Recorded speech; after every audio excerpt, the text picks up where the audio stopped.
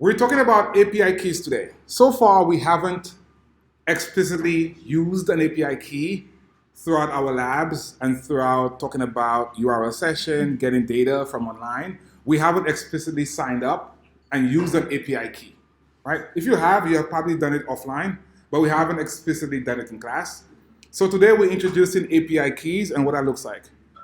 API keys gives a developer, for example, access to a public API, right? That key that you have should be unique to you, like we did today with our Edamim API key. We signed up to the Edamim website. We went to the Edamim website. We went to the Edamim website. Yes, I know my API key is there. I gotta change it now. We went to the Edamim website. We signed up to get an API key. Now we have an API key that we could use in our application to get data from that API. Why do we need an API key? It's one level of security. One level of security against that particular API. For example, I might have an API where I want a user of my API to have a limited number of requests. A request is every time you click on a button, you get some sort of data back from that API. That's a request. I go out and make a request to that API. That's one request. I might have an API, example, the Edamim website API. It has a limitation on it. Let's go and see what that limitation looks like. So if I go to Edamim here, and I sign up here. So if we see throttling, let's see here. So throttling calls per minute, actually per minute. So you have 5 calls per minute, meaning you have 5 requests you could make to that API per minute. If you've done more than 5 requests per minute, you get throttled, meaning you have to wait until the minute is over to make more requests. Okay? That's one way to guarantee that the API key you have only has that limitation on it. It forces the user of your API, or it's a way of recognizing the user of your API. If your API is open, for example, the podcast API, it's open. I simply say URL, HTTP, Apple search, podcast, whatever. I get podcast. I can make as many calls as I want. There's no way to identify who is making the call. There's IP addresses and all that stuff, right? That's great. But the API itself, if I have an API key, it's linked into this app. It's linked into my Postman. It's linked into my actual app. So now the API vendor knows how many requests you're making per minute, per day, and so on. So here, going on forward, if we use the Google Maps API, there's a key associated to your account. So it knows how many requests you make per day. With Google's API, most times there's a request limit of 1,000 requests. Other than that, there's APIs where you have to pay for. If you want to do more than 1,000 requests, then there's startup cost right here. If you want to have your startup, you want to use this recipe API for your big application that you want to make millions of dollars on. You're a startup. Now you have to contact them, call their salesperson. And even that has a limitation on it. Look, you have 20,000 calls per API calls limits. Well, per month. Is it per month there? Right, per month. There's still a limit there, right? So maybe you could get more than that if you talk to the customer person. There's an enterprise version. More requests. But our version is developer version. We have 5,000 requests per month, right? We have throttling, so we got to be careful there. Anytime you do more than 5 calls per minute, you'll get a 429 error from your network helper saying that you've made more requests than the 5, right? And you won't be able to get any more data. You get an error for the next minute. Everybody with me? So that API key there limits the amount of calls because now they know what API it is. If it's a startup API key, they know what it is. If it's an enterprise API key, they know what it is. It's a way to recognize you. So this is what one of the benefits of an API key gives us, or gives the API vendor. It gives them that analytic view of who's using the API, how many requests they're making. There's APIs I've used here where the actual vendor emails me. Like, hey, I realized that you guys are using our API. Is there a way we could partner? Right? The way they're knowing that, they see pursuit.org emails are signing up to a lot of the APIs, right? So it's a way, again, for the vendor to see who's using the API. Great. So that's API keys. Before we do anything with our project, we will secure our API keys, because if Kelby wants to use my API key, you know what happens there, right? Like, mine is going to be limited really quickly, but I want to secure my API key to mine. It's almost like your credit card. This needs to be secure. It needs to be a secret. So we'll see what it is to store a secret key in our project. And even if we push our code to GitHub, we do not want to push that particular file. So if you don't want to push your particular file, in that case, you don't want to push your public API, or you don't want to push your API key to GitHub, we will see what getignore gives us.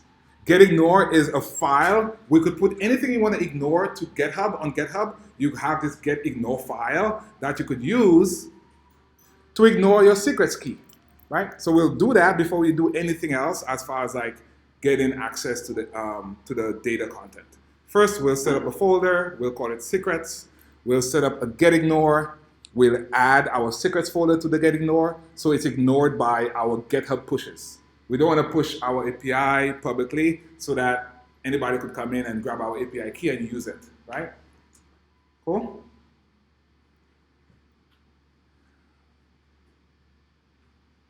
There's other ways to authenticate a user of your API, but today the simplest way we'll be using is an API key. That's it. We have an application ID, and we have an app key. So those two pieces of data will give us authentication to the API. Why do we want to be authenticated? Because Edamame is a money-making company. They want to make money. They want to limit the API usage. If you're making money off of them, they want to get money off of you, which makes sense, right? So if you're a startup, you're not going to use it for free. It's limited to 5 requests per minute. Nobody's going to really use that app, right? Every minute they got to wait, right? I want recipes, I got to cook, it's Christmas, right? The most secured way of protecting an API is OAuth, right? OAuth is number 3 here. This is the most secure way. We've done the back and forth. You want to use an app, it says, do you want to use Facebook to log in, right? If I want to use Facebook to log in, this is OAuth. Now, on behalf of my account, Facebook is logging in on my behalf.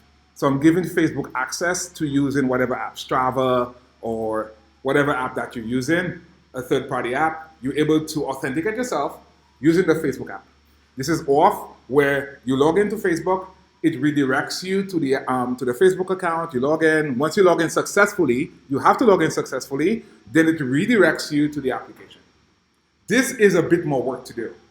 There's a lot more work involved there, right? As far as like doing OAuth with an app that you want to work on. So if the API uses OAuth, it's a bit more complex than basic API key. Everybody with me? OAuth is more work. You might have to write some sort of server script to redirect the user to your application, or you might have to use like a third-party app that does the OAuth for you. There's third-party apps that do that. We'll see what OAuth, there's an OAuth CocoaPod that does that, right? So I'm able to use that pod to redirect a user to a specific application, right?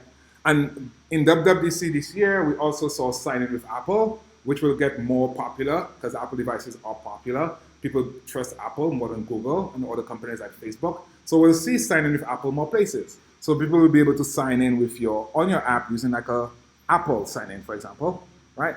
So security at the end of the day. The more secure the app, the better the user feels with the content.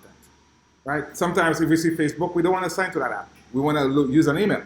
That's happened to me, right? If I don't really trust the app, I don't know what they're using, what they're doing, I bypass Facebook. I don't want to use Facebook, so I sign in with email, right? There's more friction there, but I feel more secure. And seeing like a sign in with Apple will give me even more assurance that my data is safe, because Apple is one of the more private companies out there, as opposed to like a Google or Facebook, right? So that's what authentication looks like. Great, but today we're using basic auth. We just simply have an API key and an app key. So let's go to Postman and see what that looks like. So first off, let us go ahead and grab that URL. We all have access to the lesson, correct? Do we see the link on number 2? It says http api@edamame.com. Right? Go ahead and copy it, not click on it, but copy that link. Copy that link and go to Postman. Copy the link, go to Postman.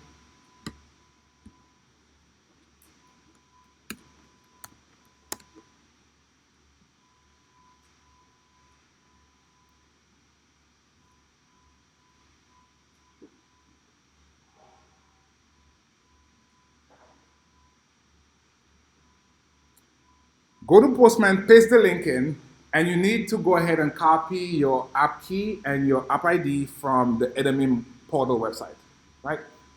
So what am I talking about? Let us see.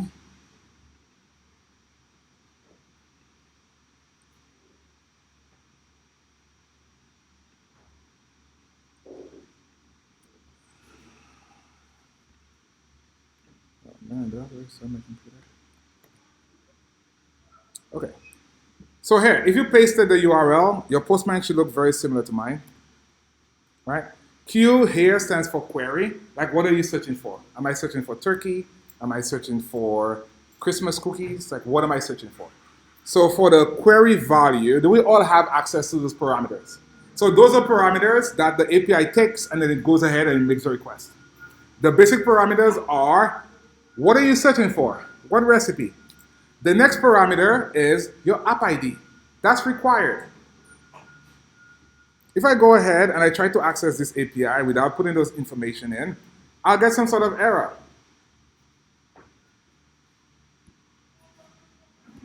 Here I'm getting an error 401. I'm not authorized because I don't have an API key and I'm not providing an app key. So we need to go ahead and do that. So for the search key, for the search term, I'll simply put in Christmas cookies here. For the app ID, we need to navigate over to our admin portal. I know I'm exposing my stuff, but that's educational purposes here. So let's go back to my portal. I'll go to my dashboard. I will go to applications. I will go to view. And I want to copy my application ID, okay? So I'll go ahead and copy my application ID. I'll go back to Postman. Where it says app ID here, I'll paste in app ID for the value. The key is app ID, app_ID. The value is your actual app ID's value. And next, I need the app key. So I go back to my application keys, and I copy the application keys value, and I go back to, I wouldn't put the dash. The dash doesn't look valid. No dash. Okay, so I have my query. It's Christmas cookies. You could look for whatever you want to look for. I have my app key, and I have my app ID. There's two other values that we'll add in. We'll add in a from value. So from 0, from index 0, from the first result to 50. So I want to get 50 results. At any point, if you want to deactivate any particular parameter, the way you deactivate it is by clicking on the check mark. Do we see the check mark here? So if I click on it, it deactivates that particular parameter. Cassandra? I just added them right now. So you could add more parameters. Params for short. Parameters is the values. So at this point we have, I still need my, I thought I put it in. Oh, it's there. Okay. At this point, let's go ahead and test our request. How do we test our request? We simply press the send button. Let's see if we actually kill the API. Hey, I got data, okay. We saw what happened there the other day, right? When we all made the request at the same time. So at this point, I got back JSON. Did we all get back JSON? Right? So I got back JSON.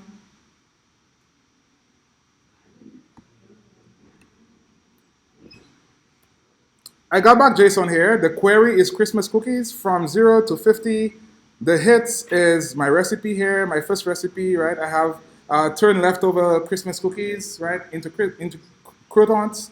And I have this is from Serious Eats here. I have a URL. I have an image URL. Let's see what that looks like. I have an image URL. Ah. So wait, I thought that Yes? when we give it an amount, it's supposed to give us a certain amount. How come I still have so much in that? That's the total amount. The total amount of recipes. So you could paginate through it. You could go through different pages of results.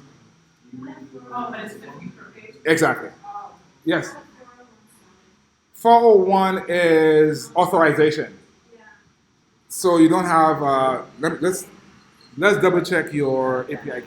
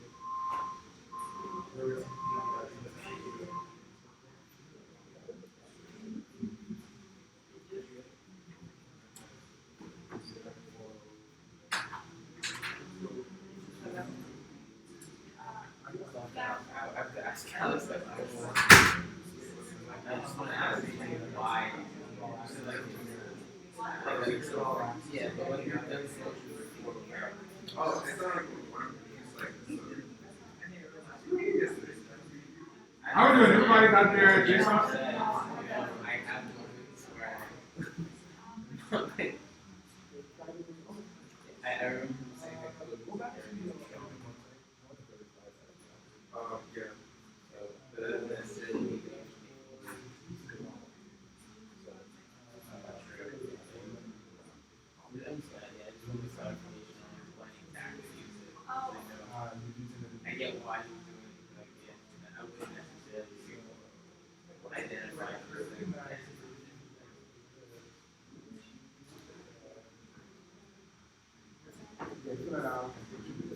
But you will use it in the mission.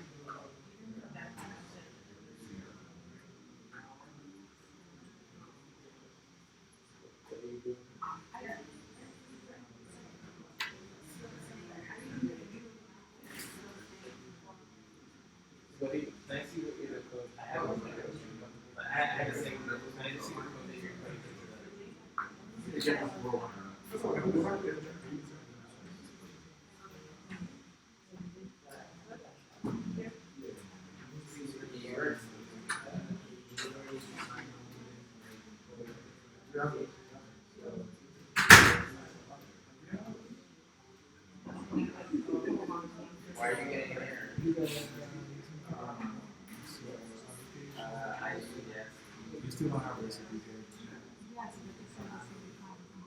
Yeah, but you just sign up specifically for this. No, I know. I'm not sure. That's what you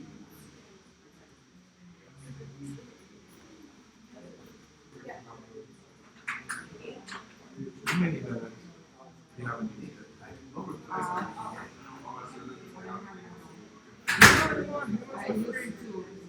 Okay, give me, put it in the one. I didn't even click like that.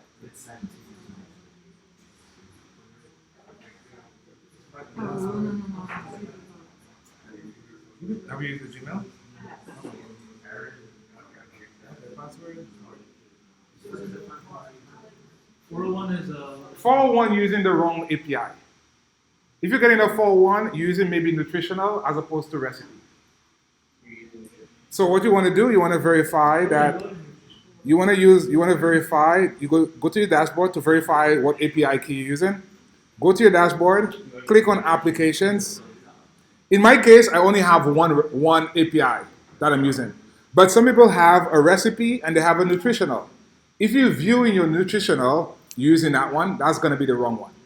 So what you want to use is your recipe search API and make sure you click on view for recipe.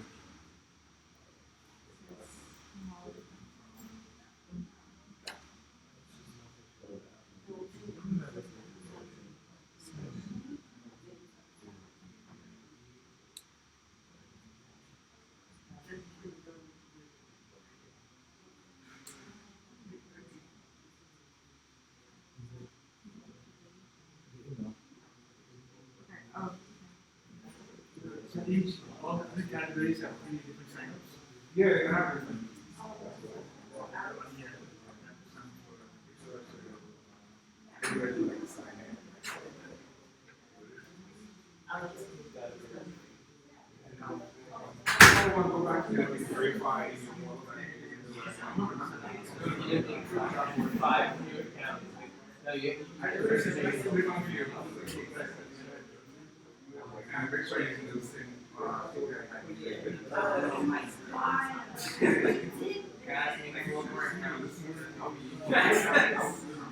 Make sure the customer service.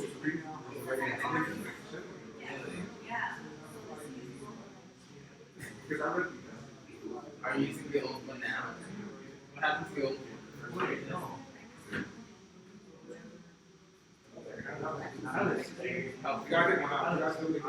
I'm on nutrition.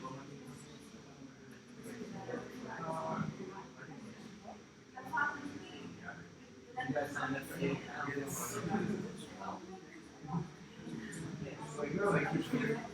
We have recipe.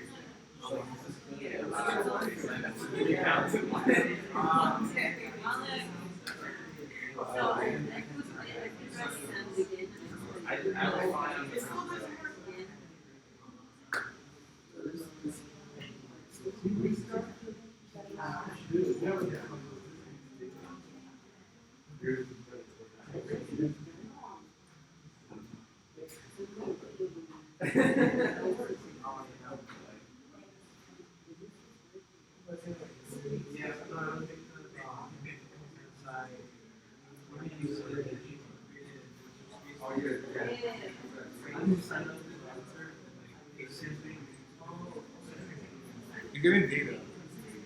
How are you doing there? No, I have the same application. Okay, let's see. Use my ID for now because this is.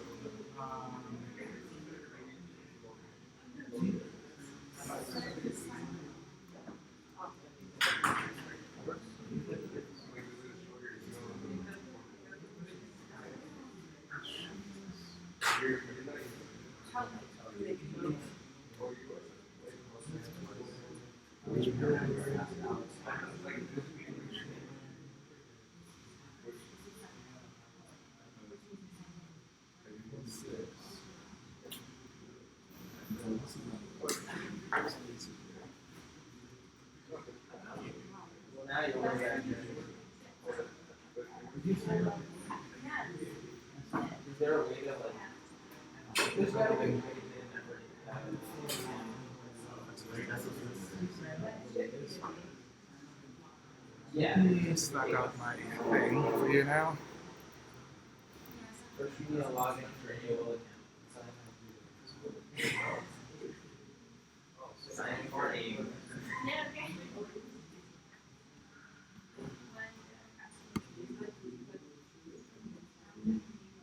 How is everybody doing? Are we getting there for the most part? Yes? Hello? Okay. Matt, are you getting data? Okay. All right, Yulia. Yes, for now. So we move on. How we doing, guys? We good? We have data? Okay. Okay. So we have data in our Postman. We were able to use our API ID and our app key to get data. We did different queries, right? Now let's go ahead and build our application.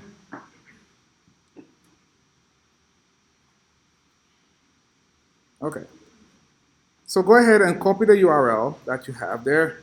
Copy the URL that gave you data. Copy that URL. Copy the URL that gave you data. And let's get over to, actually don't paste it anywhere yet. I want us to first create the getIgnore. First, we create the getIgnore so we don't push our public key and make it available. So first let's do that. Let's all push our projects to GitHub. Everybody focus up here, right? So let's push our project to GitHub. Let's go to source control. I go to source control. I click on create get repository. I click on create. I go to my project navigator. I go to my source control navigator. I go to my source control navigator. I right click on my blue project folder. Do we all see where it says create recipe remote? Okay. I click on create recipe remote. That's going to create the remote and push my code up to GitHub. But not yet. I need to first fill in information here. So for some description, what are we working on? So we're working on working with API keys and URL session to search for recipes using the element API, recipes API.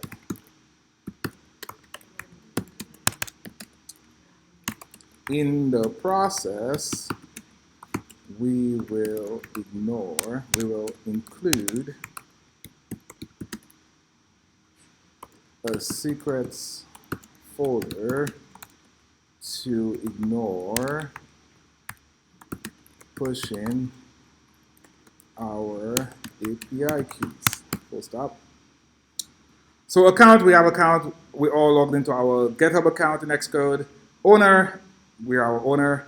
Repository name, I call it recipe search here.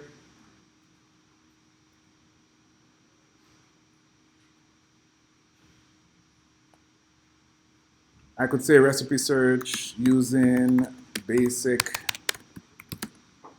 auth. Visibility, it's public. Anybody could see my repo. Not my key, because my key will be hidden later. We'll see what that looks like. Great. So at this point, I could click on create. Create will push it up to GitHub. So I click on create. It pushes my code up to GitHub. At this point, I will go to GitHub. Say that again. Public. Public is fine. The API key we don't have our API key yet. That's what we're working on right now. So navigate over to visibility public. Anybody could see your repo. A mini? Anybody could see your repo, it's public. Cool? Great. So here we have, let's navigate over, whoa. I don't want to go to gist, I want to go to GitHub. At this point, we all should have our recipe search, correct? Do we all have access to our GitHub recipe search? Yes? I need feedback, guys. I know it's not Monday anymore. Okay, yes, thank you. All right, cool. So we on our Git repo, we're about to create a new file. The new file we'll create, it's a get_ignore file. The get_ignore file, everything in the get_ignore file won't get included when we push our code to GitHub. The purpose of the get_ignore file is to ignore files you don't want to be shown publicly on your GitHub, or you don't want to push them onto your GitHub, period. You don't want to push them up. You want to keep them local. You don't want to push them up, you put them into your get_ignore file. Okay? So we'll get a get_ignore file right now. The quickest way to get a get_ignore file is to create one on GitHub. There's a default one, there's a template available to us for the Swift language with basic Swift files you might want to ignore. So we'll go ahead. I'll click on, do we see the create new file button? Do we see the create new file button? Yes. So click on that. Thank you, Tanya. That's what I'm talking about. Cool. So I'm in the create new file template. I'm about to create a new file. What is my file going to be called? Get_ignore. But I start off with a dot because it's a hidden file. It will be a hidden file. So hidden files, you start it off with a dot. So I start typing in dot get_ignore. When I finish typing in get_ignore, no. When I start typing in get_ignore, what happens to your template? Exactly. So now GitHub notices that we are using a get_ignore. Get_ignore is basically pragmatic at this point. All languages has a get_ignore file, whether you write in Express or JavaScript. There's files you want to, again, that's GitHub. If you write it in code, you push into GitHub. So get_ignore is throughout any programming language. Doesn't matter. You want to ignore some file, get_ignore is the thing. So what get does for us is there's some templates we could use. There's a Swift template, there's a Java template, but now we're going to choose a Swift template. So where it says choose get_ignore file, we'll click on that drop down and we'll select Swift. Everybody? I'll click on that drop down and I will type in Swift and I'll select Swift. And look at that. We got a get_ignore file populated with all the default values of things that people want to ignore. If you want to put comments in your get_ignore, you use a hashtag. Hashtag is a comment. This is a comment. Very similar to like in Swift, we have a comment with 2 forward slashes. This is Markdown. You have a hashtag there with a comment. So the comments.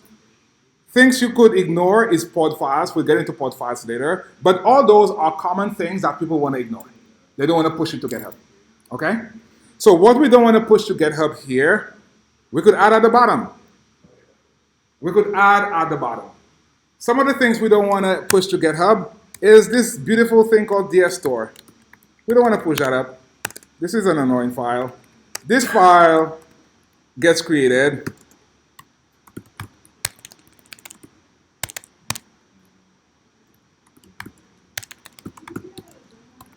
Yes. So again, a comment is a hashtag. I'm putting the comment here. DS Store gets created by macOS. Should not be pushed to GitHub. Add in to get_ignore. All right.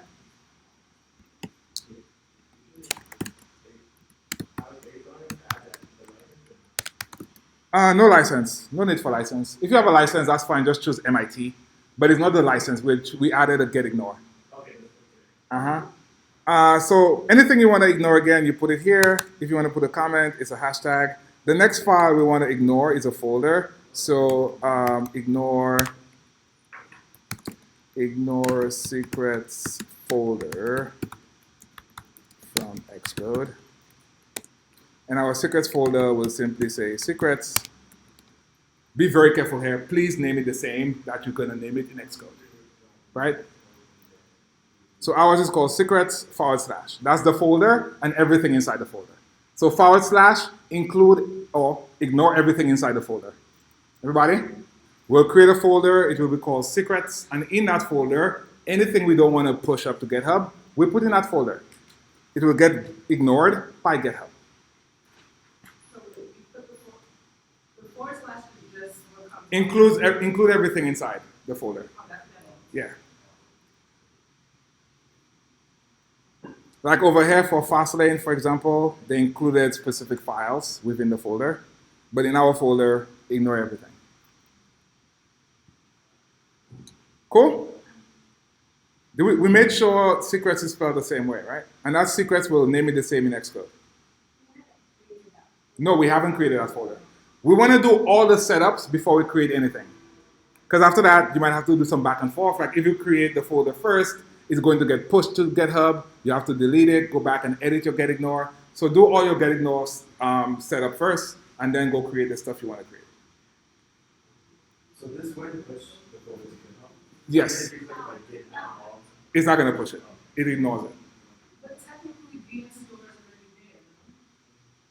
Because whenever we push. If it's there already, you could delete it, but it's not going to include it the next time. Like you don't want to push DS store.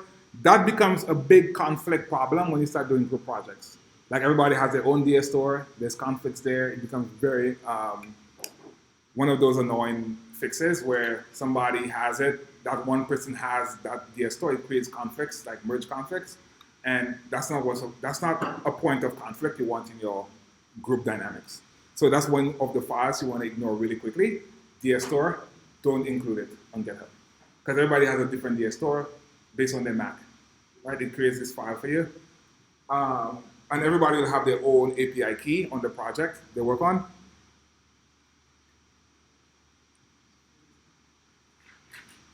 Cool. All right, so we're about to commit our file. What are we doing here? We'll go with the default. We create get ignore. This is good. At this point, we'll just click on commit new file. At this point, we'll click on commit new file. And now we have our get ignore, right? So this is what your folder structure should look like. At this point, if you see a DS store there, just delete it, but you should not see any DS store there. We haven't done anything.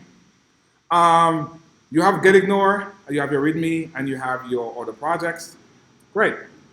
Any questions before we move on? Let's go to Xcode. Xcode. Let's collapse our folders here so we see what we're doing. Let me zoom in here. So this is our folder structure. We have our recipe search module and we have our recipe search tests module. In our recipe search module, we'll create a folder. We'll create a folder called secrets. So right-click on, not right-click, just click on your recipe search. Click on recipe search. Right-click on recipe search. Click on new group. Click on new group. And the name, click on the new group name. Click on it once so you could be able to edit that name, new group. And we're editing it to secrets. No forward slash, just secrets. The forward slash implies to get ignore, include everything or ignore everything in that folder. It's like going inside the folder. On the get ignore file, the forward slash implies everything inside the folder. Yeah. Only on that get ignore file, exactly. At this point, go ahead and drag your secrets file, or folder, sorry. Drag it down to right below extensions there, so it looks the same as mine. And I want to stop it for a second. There's a file we should never move, guys. This one. What's the name of that file? Info plist. Do we move that file anywhere? We do not touch that file. Don't move it around. Okay? The minute you move it around, bad things happen. Right? Don't move the info plist. You can move everything else into subfolders for folders, whatever you want. Do not move the info.plist file. Okay? So here we have our secrets folder. Right-click on it and create a new file. Create a new file. It's going to be a Swift file. And call it secrets. Just secrets is good. And click on create. And it's going to be a struct. what are we going to call this? Secrets dot, for now, just say API key.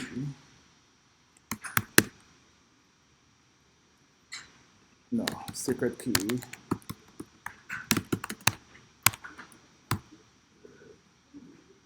Wow. Family. We're family. We family. All right. Okay, let's go to source control. Click on source control. Click on commit. We might have a little problem that we'll fix, but let's see what happens here. So click on commits, click on added. Whoa, that's small. Click on added, exactly, secrets folder.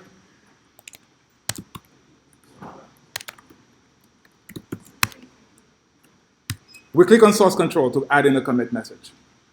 And then when you're done with the commit message, click on commit to files. We committed, we haven't done anything yet. Maybe it is. Maybe it is. Not yet. So now click on source control again. We need to pull because we have some changes on GitHub. So go to source control, click on pull. Click on pull. It will pull changes. And now let's go ahead and push.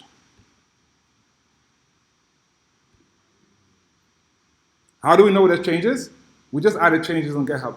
We added the GitHub, the getIgnore on GitHub. There's changes there on the remote. We need to pull those changes before we push. It will let us know anyway that there's changes there and you need to pull. Okay, so let's go back to GitHub and see if we made any mistakes here. So refresh your GitHub page. Refresh your GitHub page, go into recipe search, and we have a problem. We have a problem. We should have pulled before we added the folder. Okay? So we need to fix that. It's good that we have that error. That way, in your own procedures, you do it the correct way. So here we made a mistake. We added the folder before we had the getIgnore locally. Everybody with me? Everybody saw that problem. On GitHub, we added our GitHub file, our getIgnore file, correct? But in Xcode, we added the project before we pulled the getIgnore. So it was added already to GitHub locally before we saw the getIgnore. So we needed to have the getIgnore locally before we added our secrets folder. Yes, we have to pull first before we added the folder. Exactly. Very good. Now let's go ahead and fix that because we'll come to those situations. So let's go and delete the file. Go back to Xcode and delete your secrets folder. The secrets folder, delete it. So right-click on it and delete. And move to trash. Okay? Delete it, move to trash. Just move to trash. And go back to source control, add in a commit message. Add in a commit message, removed, let me zoom in here so we see this. Removed secrets folder to redo. And add a commit message, commit to files, and go ahead and push to GitHub. At this point, we have our getIgnore, so we'll be able to fix it later, but let's go to GitHub and verify that there's no more secrets folder here. Refresh your page, go to your recipe search, and please verify there's no secrets there. Everybody, please verify there's no secrets folder there. After you verify that, go back to your getIgnore and verify that you do have secrets folder in there. So at this point, we have our getIgnore. It's local, and it's also on github.com. Okay? Now let's go back and create our secrets again the right way. So what are we doing? We're creating a new folder. Create a new group called secrets.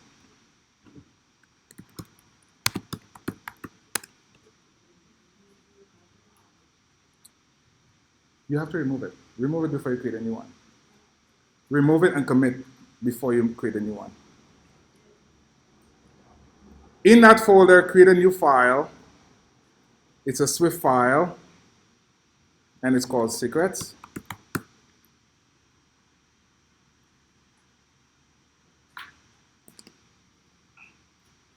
And we said it's a struct called secret keys. Okay? At this point, we have our get ignore locally, so this should work now. Go back to source control, commit, source control, commit, and redid secrets folder, redid secrets folder, commit one file, redid secrets folder, commit one file. At this point, you see we're already on the right path because there's no secrets folder there. Do we see that in the left column? In the left column, there's no secrets folder there. The commit message is simply redid secrets folder, commit one file, and go back to source control and push. Push. And lastly, let's verify that it's not there. So go back, refresh the page, go to your repo, go to recipe search, and it's no longer there, right? At this point, we have successfully ignored the folder. Things to remember, if you want to ignore a folder, make sure your getIgnore is synced between your remote and your local before you create that folder in Xcode. Everybody? It's good that we saw that error there, right? You could fix it. It's easy. Delete whatever you want to ignore, and make sure your getIgnore is synced between local and remote, and go ahead and add that folder. Question, sir?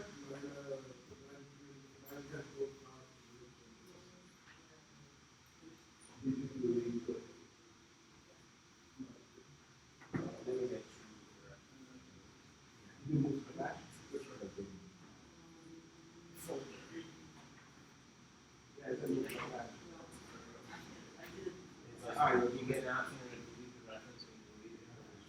Throw it in the trash. Oh, right. Or you just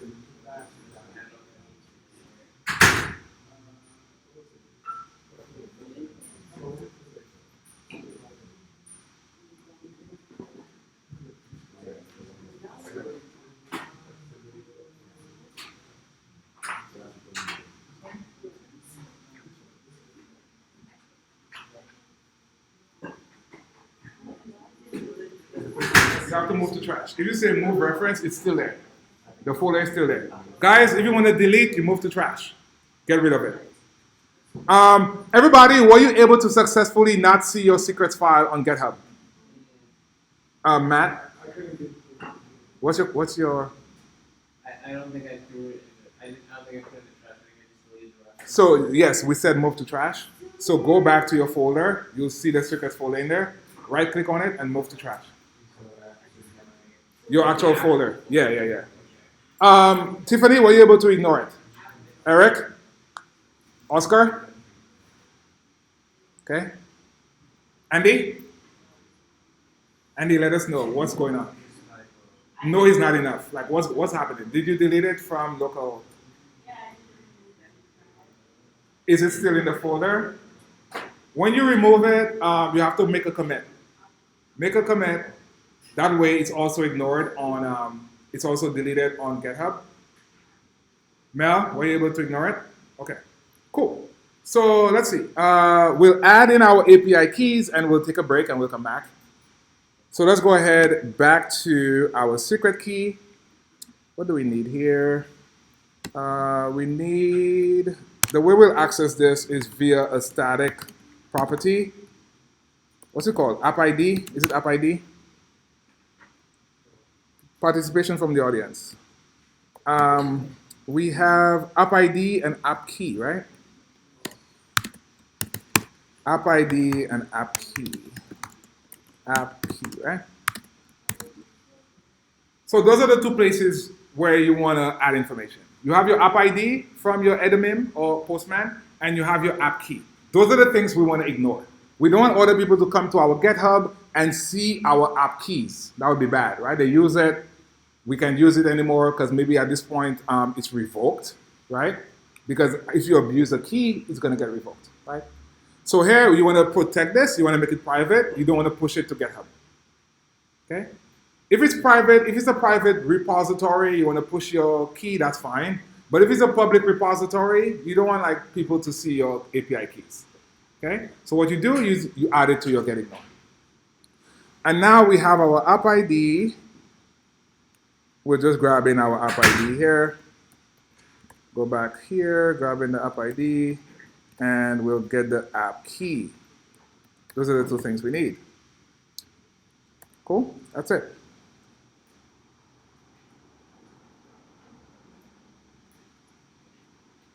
Okay.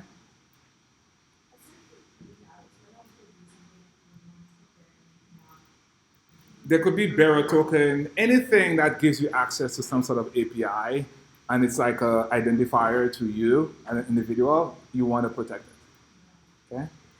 All right, cool. Great. So we'll take a break here, and we'll come back in 5 minutes, and we'll continue.